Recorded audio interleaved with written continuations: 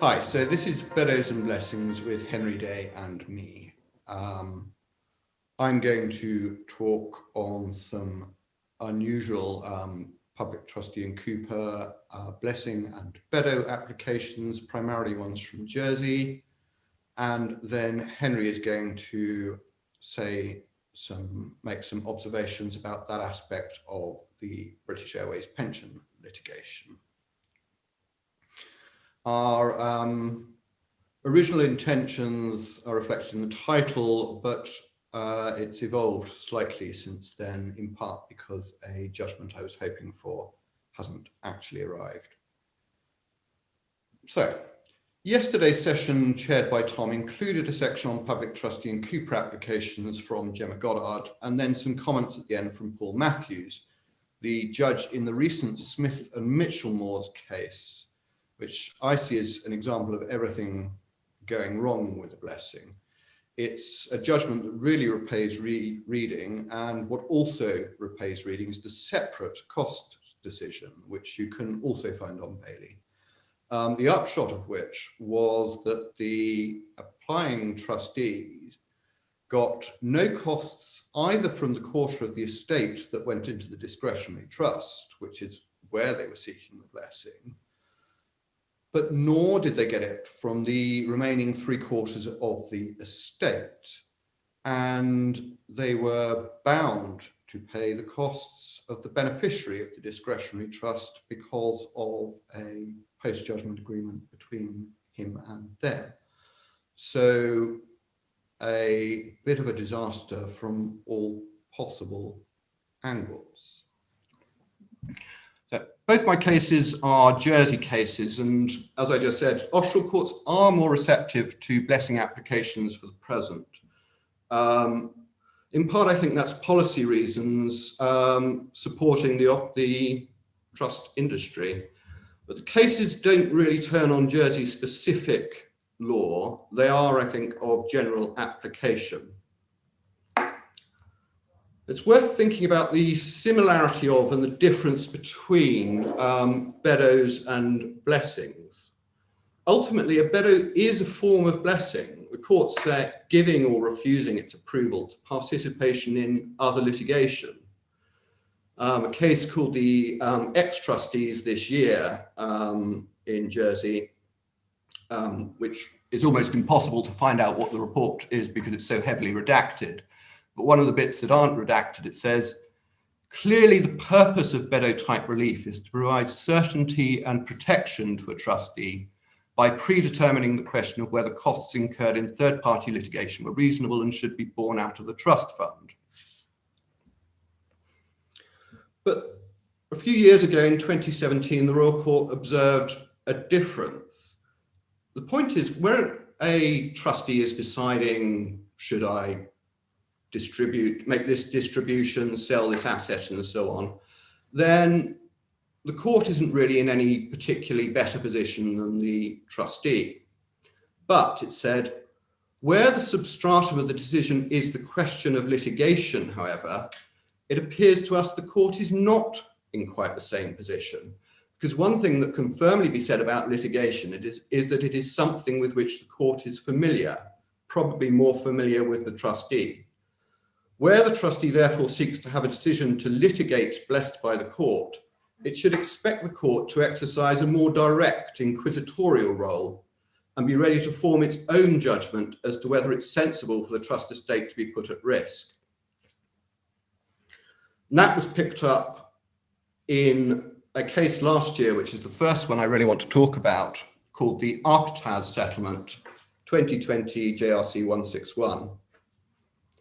So there were English proceedings between some strangers to the trust and the settlor, which the settlor lost. The claimants then sought to enforce against the trust on the basis of a claimed proprietary interest. And for that purpose, they applied to join the Jersey trustee and the principal beneficiary to the proceedings. So the trustee went off to the Jersey court and sought two extremely unusual blessings. One was to disclose privileged advice to the English claimants, and the second was to submit to the English jurisdiction and adopt a neutral stance, so a Beddoe. The principal beneficiary, who was also joined, was resident in England anyway, so they didn't have the option of not submitting. It's quite remarkable because in substance, the question in issue in the English proceedings was the validity of a Jersey law trust. And Jersey has a very strong policy approach, particularly since the firewall, that that's a question that ought to be sorted out in Jersey courts. Only exceptionally are they going to approve submission to a foreign jurisdiction. And they'd said that in the H Trust, which was a matrimonial case, which is where this issue comes up a lot. In most circumstances, it's unlikely to be in the interests of a Jersey trust for the trustee to submit to the jurisdiction of a foreign court. But consider also the Poon decision in 2011, that's JRC 167. Sometimes it can be in the interests of the beneficiaries to do so, for the trustee to turn up and give its perspective. It noted in this case, most of the trust assets were actually lent to the principal beneficiary, who was in England, so was unable to keep himself out of the jurisdiction of the High Court. And the balance were held with an English investment company against whom it may well have been possible for the claimants to enforce. So the fund was effectively within the jurisdiction of the High Court, similar situation to Poon. And ultimately, it's a pragmatic point. If the case is going to be argued in England anyway, and if the English court can enforce effectively whatever it's going to decide, then it may well be better if the trustee turns up to at least say what can be said. The approach quite obviously is subtly different from a blessing. Court isn't just saying, is it within our powers? Has the trustee taken into account relevant matters and so on and so forth? Really, it's much more towards the court taking its own view on whether this is a good idea or not. There's a question about the costs of the English proceedings, but the court in Jersey said, well, if the principal beneficiary is successful in England, then the trustee has an automatic indemnity under the trust Jersey law. If the English claimant is successful and the trustee stays neutral, then it's an English law trust, but Section 31 should apply. And the English court is likely to order, in any case, that the unsuccessful party, whichever side it may be, pay the trustee's costs on an inter-partes basis if the trustee is neutral. So they blessed the trustee's decision to waive privilege and disclose the advice it wanted to disclose. So far as the English law advice about how the trustee should behave in the English proceedings is concerned, the trustee was ordered to disclose that to the principal beneficiary, but not to the English claimants, who, to be fair, hadn't actually asked for it. The costs of the Beddoe were paid out of the trust fund on the usual trustee basis, even though the English claimants seem to have suggested they should not necessarily be, because if the English claimants were right, the trustees were only constructive trustees. The court noted that Lewin, it's 19038, says that persons not properly appointed trustees, so long as they act in good faith as trustee, are entitled to an indemnity for their costs on the same basis and to the same extent as true trustees would be. It's an unusual decision. It'd certainly be a very brave Jersey resident trustee of a Jersey law trust who submitted to the jurisdiction of the English High Court, or indeed any other court, without the approval of the Royal Court, and in most cases one wouldn't expect that approval to be given.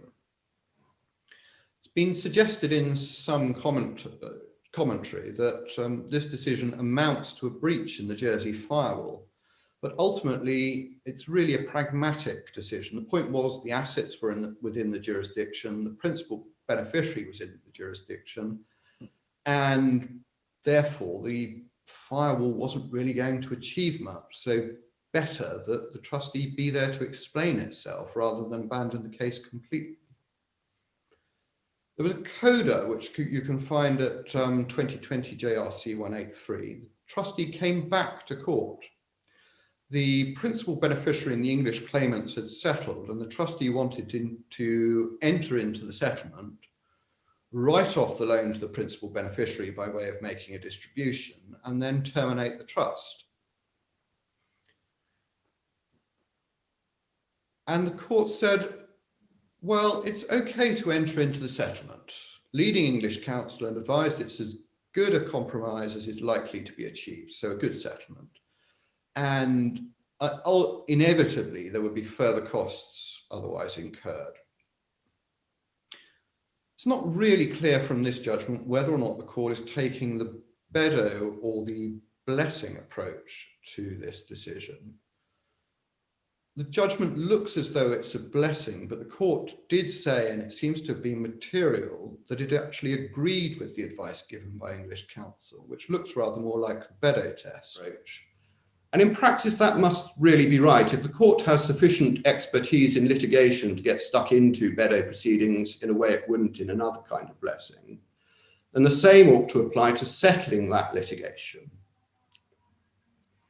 The other point is, though, that the attempt to have the write-off of the loan blessed, the loan to the principal beneficiary, wasn't sufficiently connected to the Beddoe. And the proper parties, all of the other discretionary beneficiaries, weren't convened. Now, that was, of course, something that went wrong in that Mitchell-Moores case. The necessary appropriate parties weren't joined to the blessing. And the Jersey court said much the same as Paul Matthews did in that. It needs to be borne in mind the reason why a trustee seeks the court's approval to an in-principle decision is to insulate a trustee from any subsequent claim by a disappointed beneficiary. Clearly, the very fact that such an advantage may flow from the court's approval of a decision made by a trustee makes the point that in most circumstances, it's necessary for all the adult beneficiaries to be convened. The trustee took the hint and withdrew that application, and the court observed the court will need to be persuaded, if a renewed representation is heard, that the decisions to write off the outstanding loans to the principal beneficiary and to terminate the trust are momentous.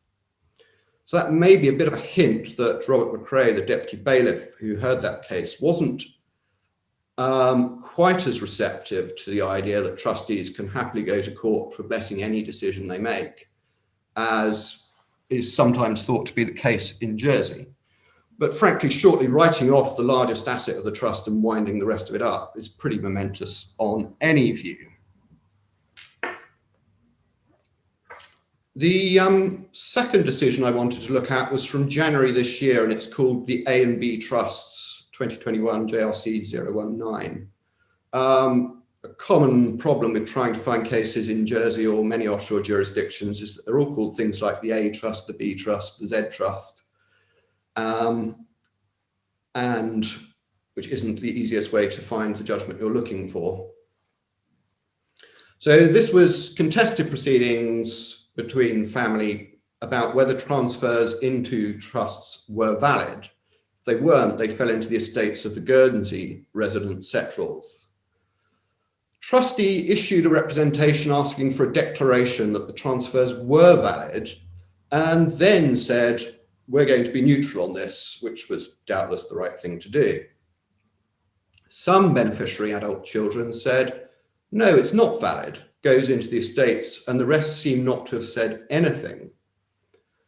But a Jersey advocate, Simon Frankel, had been appointed to represent the minors and the unborns. And the Royal Court said, well, Advocate Frankel, we want you to argue the case that the transfers were valid. You're to take that stance. Now, of course, that's not uncommon in construction cases, in rectification cases, and in variations that representatives for the minors and unborns are expected or directed to take a particular stance. It can be assumed, although it's not actually spelled out in the judgment, that he would have had an indemnity for his costs out of the fund. So it's tantamount to a Beddoe, but rather more in that he's positively directed to take this stance. And the parties then sought settlement, and Advocate Frankel went off to court for a blessing of his decision to enter the settlement, which is quite unusual. But the court said, well, he is a fiduciary. It's entirely reasonable that a person appointed by the court to undertake fiduciary duties in such circumstances should be able to seek the court's blessing where appropriate in the same way that trustees can. And the Royal Court has held in the past that various people other than trustees, for instance, protectors with fiduciary powers, are subject to its supervisory jurisdiction. And so they held that it had inherent jurisdiction to bless a momentous decision of a person appointed as a representative of minors and unborns, and that the approach should be the same as when considering momentous decisions by trustees. And then they go through the usual test, and they only really refer to the standard blessing test. Is it made in good faith? Is it a reasonable decision? And is it vitiated by any conflict of interest? And on those grounds, they approved the settlement, notwithstanding. There doesn't seem to have been any hint that in Jersey, there was some kind of contradiction between, on the one hand, approving a Beddoe, in fact, in this case, directing Advocate Frankel to make these arguments, and then blessing the settlement of the same decision. That point doesn't even seem to have been considered. I think that's almost all I have to say before I hand over to Henry. There's one interesting way in which blessings are carrying on offshore. The winding up of the Z trusts in their insolvency. The trustee, which is of course now bound to act in the best interests of the creditors rather than the beneficiaries, is deciding what to do about various assets and liabilities, but it very regularly very regularly go off to court to get its blessing for those decisions. Since the winding up of the court of insolvent trusts is expected to be under the supervision of the court, it's to be expected that trustees will, in those cases, very regularly seek blessings. Right, I will now hand over to Henry if he's ready. Continuing the theme of unusual applications thrown up by litigation, I thought it might be interesting to consider a couple of questions which move us slightly beyond the norm as well. So first, can you get Beddoe relief for an appeal in internal trust proceedings? And second, how does a grant of Beddoe relief affect a subsequent application to court to bless a compromise of a claim or an appeal?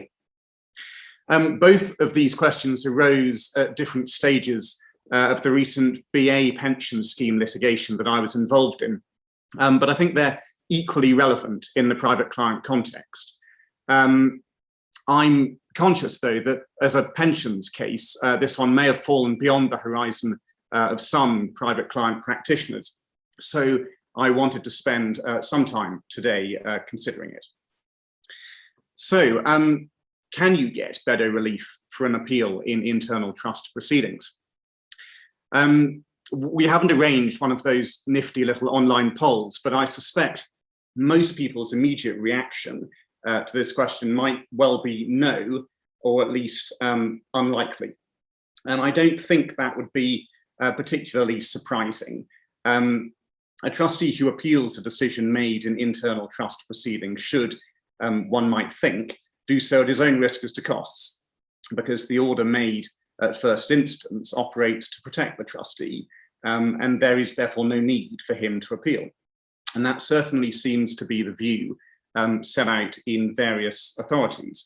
So, for example, in the Earl of Radnor's will trust from 1890, a trustee of a will trust and another individual unsuccessfully appealed a first instance judgment approving a decision by the tenant for life to sell trust property.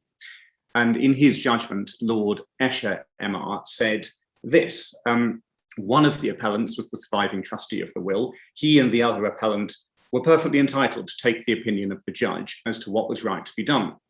But when they appealed to this court from him, being absolutely protected as trustees by his decision, I do not say they're wrong in appealing, but they appeal to this court under the ordinary conditions of appellants, and they fail in the appeal. Therefore, this appeal must be dismissed with costs.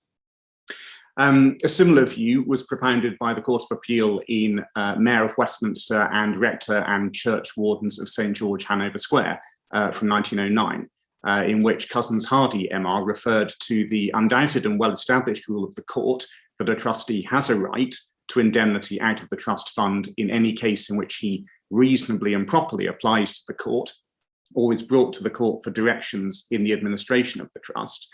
But he then emphasised that in the normal course of events, that right ends with the order which has been obtained giving full effect to the indemnity.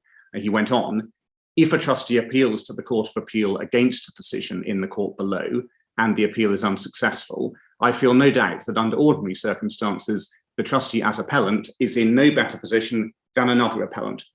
And under ordinary circumstances, if the appeal fails, it fails with what we so frequently describe as the usual consequences.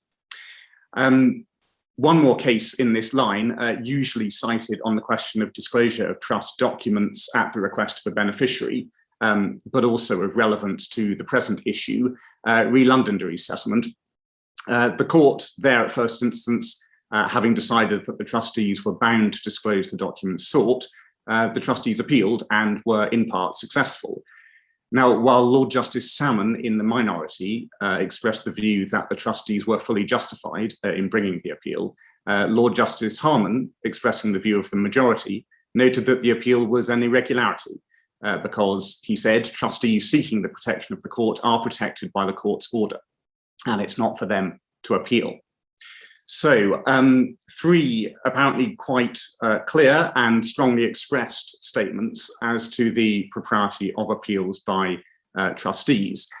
It won't have escaped anyone's notice, though, that these are all judgments concerning costs following appeals, not applications for Beddoe relief in advance. And even within this category of cases, more recent authority is more nuanced. The Guernsey case of R&RA trusts from 2014 provides an example. Here, the trustees of certain family trusts applied for disclosure of information by some of the beneficiaries of those trusts. The third respondent supported the trustees' application and made her own application for more extensive disclosure orders against the other respondents. Both applications were dismissed. The third respondent appealed, and the Guernsey Court of Appeal allowed the appeal in part. Giving the leading judgment, Burt J.A. noted that the trustees had been advised not to appeal on the basis of the observations of Lord Justice Harman in re Londonderry. In Burt J.A.'s judgment, however, the minority view in Londonderry was to be preferred. He said this, whilst I fully accept that in the majority of cases, a trustee who has sought directions from the court should not appeal, even if he is not convinced that the court reached the right decision, a trustee is perfectly entitled to appeal if convinced that the decision of the court is not in the best interests of the beneficiaries. Strictly speaking, a trustee who appeals may be at risk of an adverse costs order should the appeal fail, but such an adverse costs order will only be made in administrative proceedings where the appeal court concludes that the trustee has acted unreasonably in appealing, because it's only where a trustee has acted unreasonably that he is to be deprived of his indemnity as to costs. And Burt J.A. went on to say that the trustees in that case should have appealed. As well as costs orders following appeals, there are two other categories of case that I'd like to look at that potentially shed some light on the issue at hand. First, Beddoe applications by trustees and executors defending claims to the whole of the property of the trust or estate.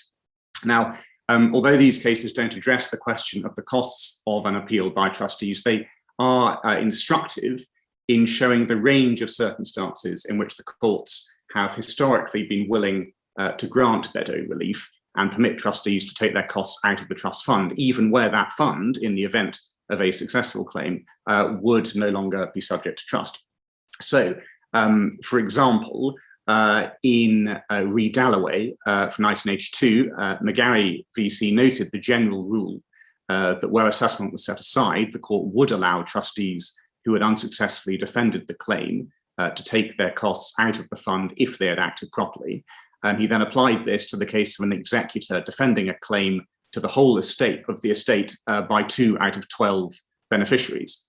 In the result, he authorized the executor to defend the claim on the basis that it would be entitled to be indemnified out of the estate for all of its costs, unless the trial judge made an order to the contrary.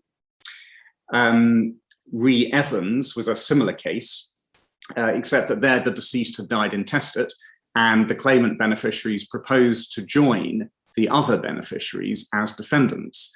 And the Court of Appeal held there that in cases where the beneficiaries were all adult and capable of deciding for themselves whether or not to resist the claim, the potential injustice to the plaintiffs of indemnifying the administrator out of the estate for his costs of the claim needed to be outweighed by some countervailing considerations, such as the merits of the matter, before it would be right for Beddoe relief to be granted. Lastly, in this category, a more recent case from Bermuda, Trustee L and Attorney General from 2015, where trustees were authorized to defend a claim that certain Bermuda non-charitable purpose trusts were void and to be indemnified from the trust assets for the cost of doing so. Hellman J. observed that when deciding whether to give the trustee advance authorization to incur costs from the trust estate, the question for the court is whether in incurring them, the trustee would be acting reasonably and for the benefit of the trust, rather than for his own benefit. And when deciding what's reasonable, he said, I find it helpful to ask what's practical and fair. And in granting Beddoe relief there, the court had regard to the fact that the trustees were the proper contradictor of the claim, that there were sufficient prospects of success to warrant the claim's defense, that the claim was likely to go undefended if the trustees weren't given Beddoe relief, and that the costs of the litigation would only consume a small proportion of the trust estate. The final category of case that I'd like briefly to look at as potentially relevant to the question of the costs of a trustee appeal is that concerning prospective costs orders. So the PCO jurisdiction is of course different from the Beddoe jurisdiction, where on a Beddoe application, the court considers granting cost protection to one of the parties to the litigation from a third party, i.e. from the trust's beneficiaries. A PCO obliges one party to the litigation to pay the other's costs, whatever the outcome. And before granting a PCO to a trustee, the court needs to be satisfied that the trial judge could properly exercise his costs discretion only by ordering that the trustee's costs be paid out of the trust fund.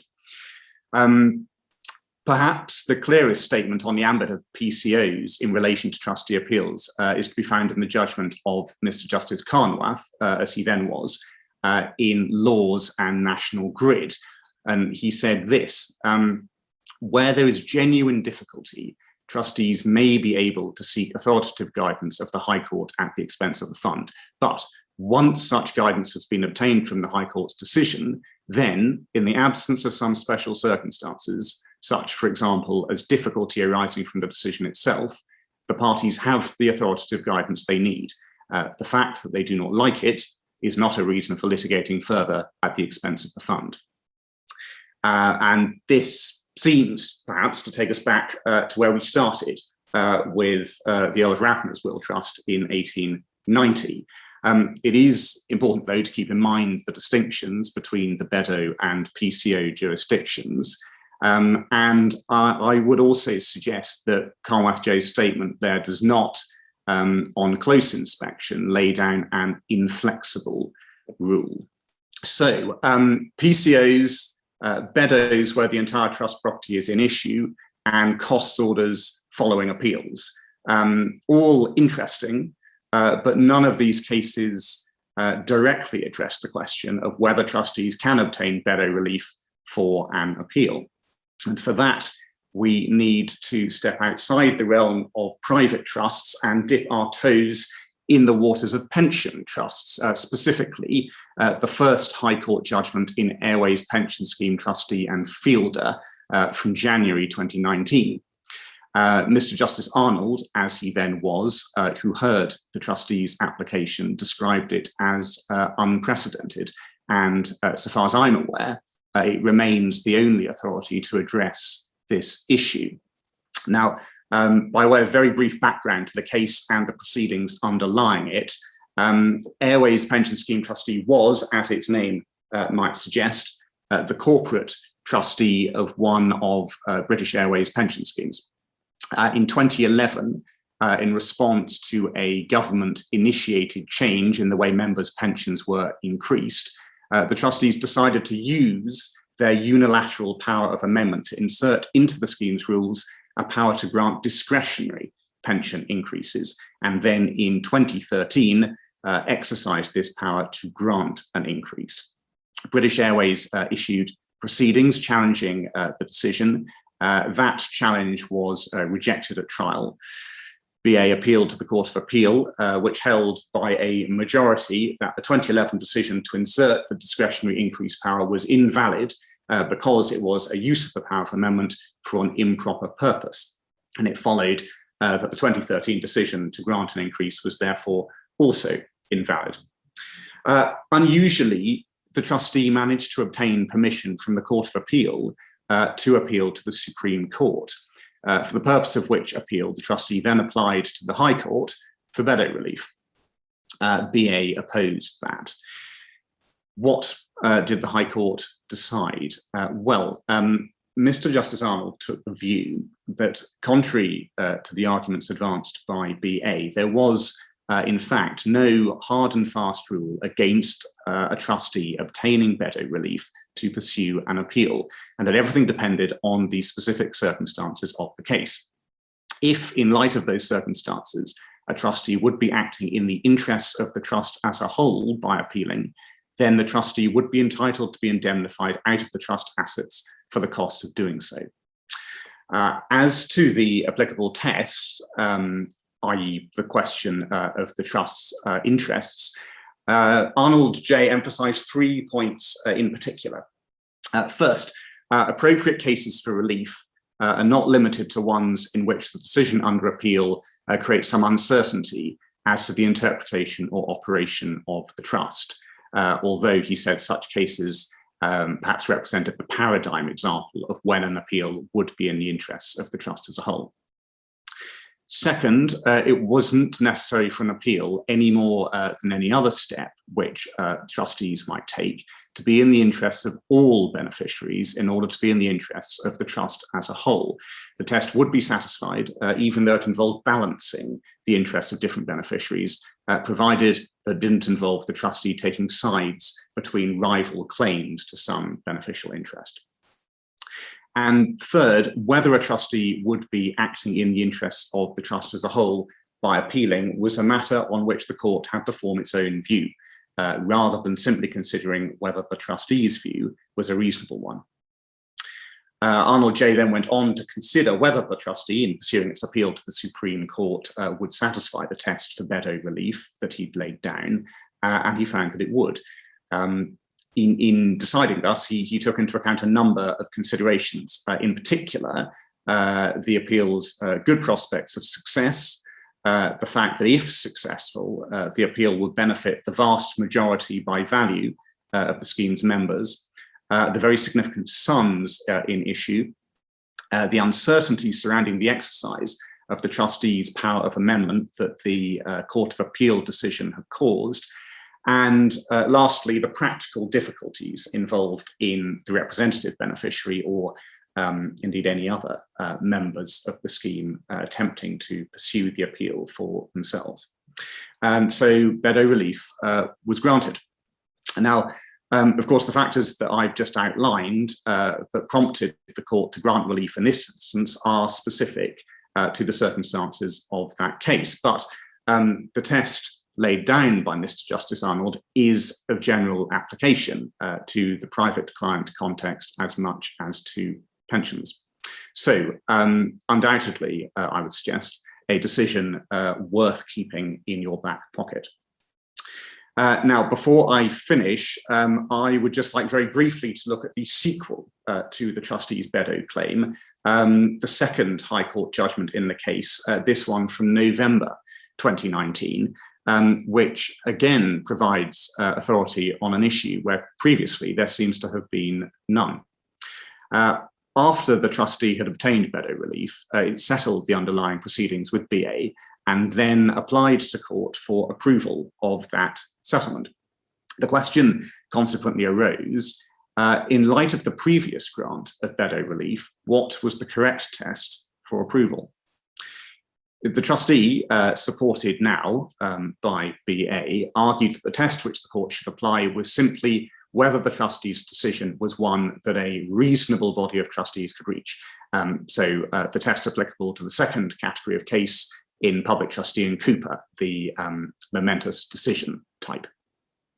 Against that, the representative beneficiary argued that where on a previous Beddoe application, trustees had been permitted to expend trust funds on litigation, there was an additional requirement that the court reach its own determination as to whether the settlement as a whole was in the scheme's interests.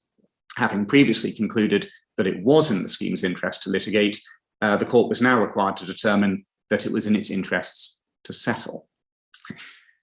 In his judgment, Mr. Justice Zaccaroli rejected the Rep Ben's argument. The fact that the trustee had previously obtained Beddoe relief did not mean, he said, that the court also had to reach its own determination as to whether the settlement was now what was in the interests of the scheme. And in saying this, he emphasised that the court wasn't involved in any change of mind. On the Beddoe application, the court had merely authorised the trustee to pursue the litigation. They hadn't directed it to do so. And the decision to pursue that litigation remained with the trustee. In particular, it hadn't been any part of the court's function on the Beddoe to choose between the options of litigating on the one hand or compromising the dispute on the other. There was therefore no basis, he said, on which to modify the nature of the test for settlement approval and no inconsistency between the approaches taken on the two applications. So applying the simple rationality test, the judge was satisfied that the processes followed by the trustee in deciding to enter into the settlement were consistent with those of a rational trustee. So they properly took into account relevant matters, they didn't take into account irrelevant matters, and they'd taken proper professional advice. And so the settlement was a reasonable one, which the trustee could enter into, and approval was therefore granted. So there we are, interesting new ground, it seems to me, in both the Airways cases that I've looked at, and hopefully something for further thought, and who knows, perhaps even future use.